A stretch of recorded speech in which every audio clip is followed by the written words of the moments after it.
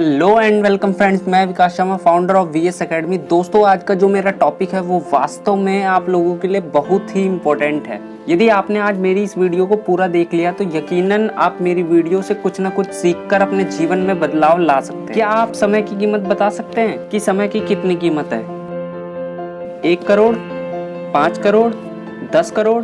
लेकिन आज आप मेरी इसी वीडियो से समय की कीमत का पता कर सकते हैं कि समय हमारे जीवन में कितना महत्व रखता है। वास्तव में समय एक बहुत ही रोचक चीज है। समय का ना तो आदि है और ना ही अंत है। सभी चीजें अपने निश्चित समय पर जन्म लेती हैं, बड़ी होती हैं और फिर खास समय पर नष्ट हो जाती हैं। और समय सदैव अपने ढंग से चलता रहता है। समय धन से भी ज्यादा कीमती, क्योंकि यदि धन को खर्च कर दिया जाए तो ये वापस प्राप्त किया जा सकता है, लेकिन यदि हमने एक बार समय को गवा दिया तो चाह कर भी कभी वापस नहीं प्राप्त कर पाएंगे।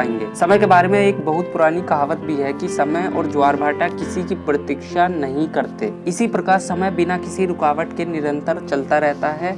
ये कभी भी किसी की प्रतीक्षा नहीं करता, चाहे वो अमीर हो या गरीब, राजा हो या मंत्री। चलिए दोस्तों, आपको कहानी के माध्यम से समझाने की कोशिश करता हूँ। बहुत समय पहले की बात है कि सीताराम नाम का एक गरीब व्यक्ति था जो कि एक साहूकार के यहाँ काम करता था। वह सीताराम को बहुत मानता था और सीताराम भी उनकी बहुत इज्जत करता था। सीताराम दिन रात मेहनत करके उनका काम समय से पहले कर देता था, जिससे साहूकार काफी खुश रहता था। सीताराम का एक छोटा सा परिवार था जिसमें उसकी पत्नी और एक सुंदर बच्चा था। एक दिन साहूकार ने बोला, सीताराम, मैं तुमसे काफी खुश हूँ, तुम इसी तरह से खूब मन लगाकर काम करो, मैं तुम्हें एक दिन 10 लाख रुपए दूंगा। उसकी यह बात सुनकर सीताराम की खुशी का ठिकाना ना रहा और वह अपने भविष्य के सपने देखने लगा। घर जाकर उसने अपनी पत्नी को भी बताया और उसकी पत्नी ने बोला, जिस दिन पैसा मिल जाएगा हम लोग आराम से रहेंगे और काम भी नहीं करना पड़ेगा।